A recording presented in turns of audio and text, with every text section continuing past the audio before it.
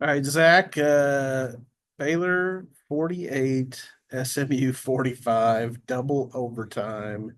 Uh, Fourth quarter, it did not look like that would be the outcome. Man, I mean, Baylor went down two touchdowns with just over 8 minutes to go. Things looked dire. Bryson Washington fumbled.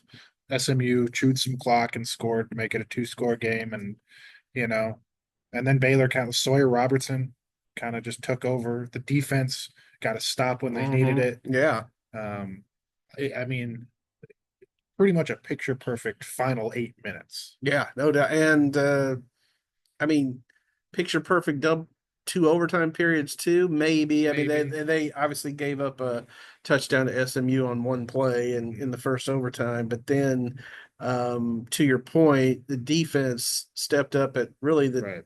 biggest time it could have in the double overtime, forcing a field goal attempt.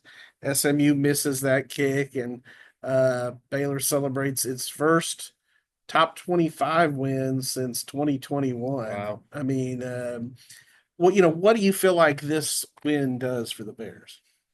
Well, I think that it shows them that, not to sound too cliche, when they come together, what they can do. Mm, Because I think everybody knew the talent on this roster and the talent that the offense has, and even some of the defensive pieces that maybe are starting to show some things. And I think what this game showed is that when they are at their best, I think Baylor is going to be a hard team to beat. Whatever you think about SMU and any of that, I think that this game can give them confidence for the rest of the season that, you know, we're good. They know they have some, like, an elite level inside of them. That's what I take away from this. I think SMU is really good. I Oh, mean, yeah, absolutely. yeah, I mean, one of the best offenses in the country. And it certainly shaped up like the shootout that we expected. But I did write in my column that I thought Baylor's defense made some steps in the Right, second half. right. Forced a couple of punts, got a huge takeaway after a really bad break against Josh Cameron on just a crazy weird punt return that I still think everybody's scratching their head about. Even Josh, he's like, I don't know what Yeah, happened. yeah, and Aranda was like, I still have some questions about that. In his very Aranda kind of way. Right, right. You mentioned Sawyer Robertson. To me, he's playing as well as any quarterback in the country, and that's without me seeing all the games today Right, and right, everything. right. But nevertheless, I mean, you're talking if you stretch it back to the bowl game, he's now had three straight games over 400 yards passing. Hasn't thrown a pick yet this season. Um, And yeah, he's he's one ridiculous. of three quarterbacks. What was the stat? One of three quarterbacks since 2000 to throw for more than 800 yards and more than 700 and more than seven touchdowns in the first two games with no picks. Mm, Three quarterbacks since 2000 have done that. wow. Both of them are Texas Tech, Mike Leach guys too. So kind of Sawyer fits that mold a little bit. Wow. Well, and I would say this Baylor offense is a lot more Right, balanced than those old Texas Tech right. air raid offenses from Mike Leach days. And Baylor did get the run going, at least more than they did against Auburn. Bryson Washington had what, 121 yards, didn't and a couple touchdowns, including overtime there. So I think there's a lot to like. If you couldn't like the offense more, I mean, you're loving it after this. Yeah, I wasn't ever really that worried Right. about their I running don't think anyone game. was. I mean, I thought they would get it going. Yeah, this is a big win for Baylor. I think. Um, what's your feeling on? I feel like they should at least get some votes in the top Oh yeah, 25. they were getting them last week when they lost to Auburn. So Okay. I think they could very easily be in the top. Yeah, yeah. Which would be again a huge step for this program. They have Samford next week and then a ginormous game to open Big 12 with Arizona State, the defending Big 12 champion, coming to Waco. That'll be a lot of fun. But what do they have to, I guess, do in as they go move ahead to the Samford game and kind of tweak, work on? I mean, I really think you need to find some sort of consistency on defense. Yeah. and that might be hard against Samford, who, no offense, might is not Auburn, but Right, right. Not or Auburn, not not SMU. SMU. But I really think that, yeah, they just need to find what they're playing, who they're playing. Jackie Marshall came back today. He played a little bit. Carl Williams also played, got beat on a deep ball. So I think they have the pieces, but they need to kind of find that consistency on the defensive side of the ball. Yeah, and you could see, I mean, he used the word frustrated, Aranda did, when he was talking about, obviously they're playing a lot of new guys, some young guys, a Right. lot of guys that are out there playing kind of for the first time. And I thought a lot of the game they looked very discombobulated when pre-snap. I mean, when Right. Right. before the ball's even snapped, they're like, all right, where are we going? Where are we lining up? They just looked like they were out of sorts. As the game progressed, that got better. Right. And so you're right.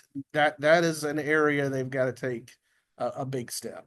And I mean, there were a couple times I think we saw Devin Bobby losing his mind about getting people lined up and all that. But that, again, in the first half, and then in the second half, they kind of flipped. But Mm-hmm. you know, Big takeaway, for Jacob Redding. I mean, that was huge. I mean, that those are the kind of stories you love. I mean, everybody loves the Josh Cameron story, going from a walk on to now he's going to be drafted, all that. And I think, Jacob Redding is kind of in that mold. He's a walk on guy, sophomore from New Braunfels, which, I don't think the Unicorns are a Not a power. football power. But that's just and I think even last year, I think he was a walk on last year, and Aranda had some confidence in him, threw him out there in some situations and getting a lot more playing time and clearly making the most of it. Although So New Braunfels did produce, if I'm not mistaken, hopefully I got this right off the top of my head.